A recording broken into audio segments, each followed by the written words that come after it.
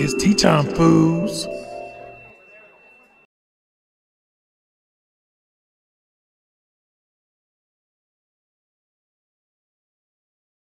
Hey guys, Big T here, and I'm back with another video.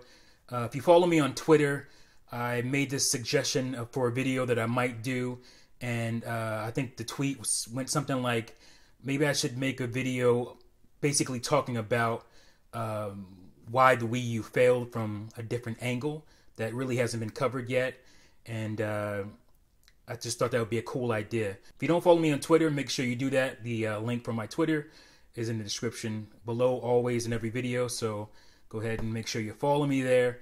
And so yeah, I just wanted to talk about that from a different angle, because I feel like when it comes to videos about what failed and why, people seem to usually take the low-hanging fruit instead of like really digging into it.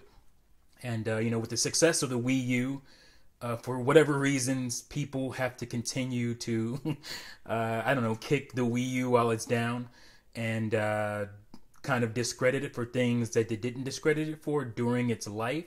And that's kind of what I want to talk about here. I want to talk about the reasons that I believe that it failed, you know, and just really kind of go over things that I don't think most people who talk about this have. You guys, if you've been around my channel a while, you know, besides me being a crazy wannabe comedian, I like to do analysis videos. I haven't done those in a while, and that's what this is. But I like to think about things from deeper perspectives than just the normal, like what's right, you know, what's almost kind of obvious. Because I don't think most mysteries can be solved by, you know, talking about what's obvious. I think it's usually the underlying stuff. And as a critical thinker, which is something I like to think of myself as, I try to be nuanced and understand that there's gray area, and you can't just pick one thing. Usually when something fails, it's a accumulation of things. It's not just one thing. And I feel like most people gravitate to the one or two things, you know, the online or the gamepad and stuff like that, for reasons why they think the Wii U failed, and I want to talk about that. But to do that, I feel like we have to go back in time, maybe to the N64, but definitely to the GameCube. I could probably start with N64, but I'm going to start with GameCube. You guys heard me talk about GameCube before. I felt like GameCube had an identity crisis. Nintendo didn't really know where they wanted to go with it. If you look at it from a marketing standpoint, you look at it from a you know, physical design of the console standpoint. So if you look at the GameCube, it obviously is now a beloved console, but when I was there, and it used to be the brunt of a lot of jokes, and people discredited it for many different reasons. One of the big reasons people discredited it for was the mini disc format, which I made a video about, which I, you know, talked about how I think that's stupid to discredit it for that, or to think that's one of the reasons why it didn't do well. And because, you know, multiple disc games of something was something that we had ever since we had CD-based games. Not all games fit on one CD even, so you would have multiple disc games. Obviously, all the Final Fantasy games, most RPGs on the PS1 especially, had multi-discs, you know, depending on what RPG we're talking about. So that's not something that was abnormal, and there were multi-disc games. So I felt like just having to have more than one disc GameCube shouldn't have affected a developer or a studio, a publisher, from putting games on the GameCube. Now, the GameCube had about 500 US games, not too bad, but nowhere close to where the PS2 was. And you know, even the Xbox, I think, had a little more, not much more. I think it was around a 700 range or whatever. But the GameCube definitely had its issues. It only sold, I think, 21 point something million, and the PlayStation 2 was like 150 plus million, 155, I think, something like that. And the even the Xbox original beat out the GameCube, selling around 24 million, I think it was. So not much more, but still sold more. And it had full-fledged DVD, so that didn't help it sell that much better. But like I said, people like to pick what the obvious things they think are obvious. is the reason why something didn't sell. So looking at the GameCube, Nintendo designed, internally it was a beast of a console. Ran very well, very securely built. I never heard of people's GameCubes failing or anything like that. I'm sure there was some. There's always a certain amount of GameCubes or any kind of console that would fail. But it was a very low percentage, especially for GameCube. And I just felt like the system underperformed mainly because of how it looked, at least initially. And then you can go into like not having online service, even though the Dreamcast, before it in 1999, I think it came out, the actual service came out in 2000, had online multiplayer, online gaming with the Dreamcast. Even the GameCube didn't. I think that was probably the bigger reason that it didn't sell as well. Then it's definitely not the discs. And also the design of the console itself. Like I said, Nintendo coming out of the N64 was thought of it as a very kind of kid-friendly system, very kid-friendly device, kid-friendly company. And, rightfully so. They did cater to kids a lot in that generation with Pokemon and whatnot going on.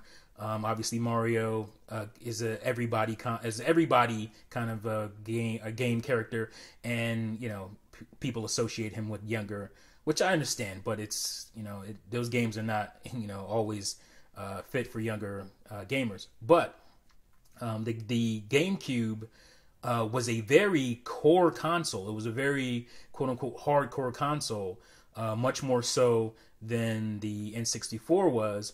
It had a lot of the bigger third-party support. Didn't have, on par with PlayStation. Nobody did. But it did have a lot of what they call Me Too third-party multiplats, the bigger ones. It had pretty much all of them, most of them. I would say 80% or so. So it didn't lack in that department. Maybe it lacked in RPGs, but RPGs were starting to wane a little bit, and the first-person shooters, the more Western-style RPGs, were starting to come up. So that shouldn't have hurt it as much, even in the early GameCube years. But I think the design of the console itself put people off. It was easy just to look at it and say, "Oh, that's a kid's, lunchbox."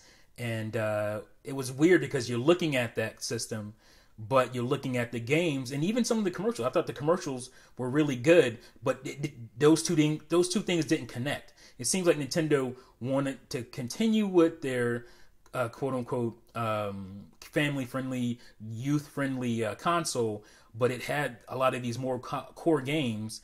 And so it just kind of, I think the marketing was off-putting. And I think when you combine that with the form factor of the GameCube, and obviously a new company jumping in with Microsoft, definitely took away some of its luster. I think the GameCube should have done around 45 million or so, maybe 50, basically around where the Super Nintendo was. But I think Microsoft stepping in definitely hurt their market share, and the fact that Microsoft was really good about their online service.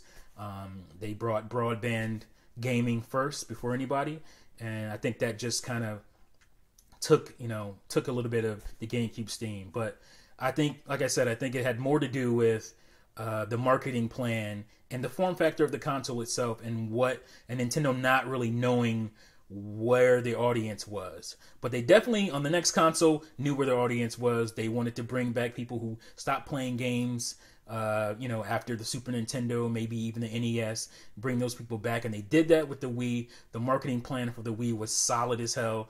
And the only problem with the Wii's marketing is that people didn't see the core games that was there. And I did a video about that as well, that the Wii was also a core gamer console, because there are a lot of core games. I showed it in a video. I'll leave a link for that video in the description below, maybe an annotation, and you should check that out.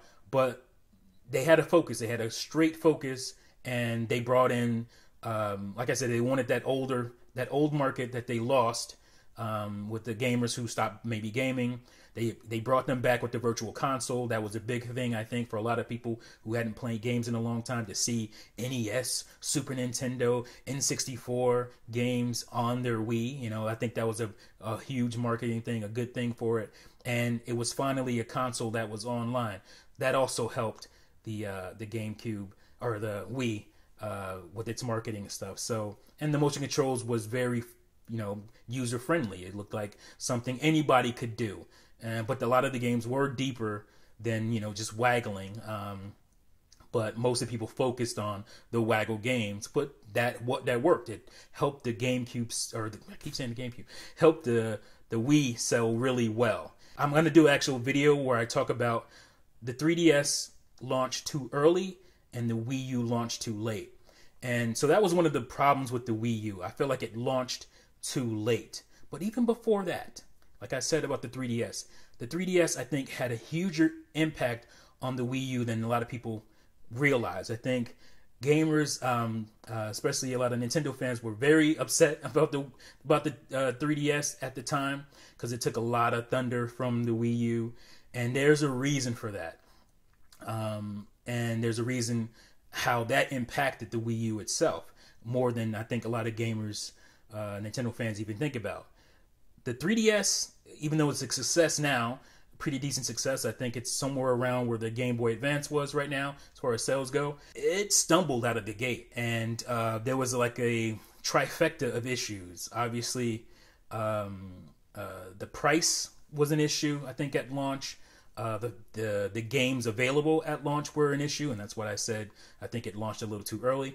And the market, there was a recession happening at the time. The Japanese yen took a hit, and that really affected Japanese companies. Nintendo, Nintendo took their first loss, I believe, in company history in 2011 or 2012, one of those years. And so all these things coming together definitely hurt the 3DS. And so what Nintendo did at the time, because the Wii, the Wii was still selling, but it wasn't like, they were within a year or two of needing a new revenue stream. And so the 3DS was going to be that, but it stumbled out of the gate, and I'm sure that scared the hell out of Nintendo. And especially, like I said, with the volatile market that we were in, I think that scared the hell out of Nintendo.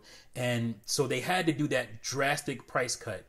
And Nintendo does not like to sell hardware at a loss. And this is the worst time for them to have to do that, like I said, with the market.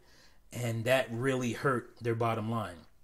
And they had the price cut. They offered free games if you were one of the ambassadors, one of the early adopters. I still have those free games on my current new Nintendo 3DS, my Monster Hunter 401, which I love that thing. And so they were taking hit after hit, and they didn't have, like I said, they didn't have the software there. And it wasn't until later in that year, after Ocarina of Time 3D launched, after Super Mario 3D Land and Mario Kart 7 launched, that's when the 3DS started to pick up. But they were still losing money per console because it was an expensive console. And like I was saying, it launched too early. I think had it launched even a year later, it might not have had the 3D feature, but if it did, it would have had probably the one that scans your eye movement, so it wasn't so weird trying to use the 3D feature where you had to be like in one stiff area where you couldn't move or you lose it and then your eyes get all wonky because it's weird 3D.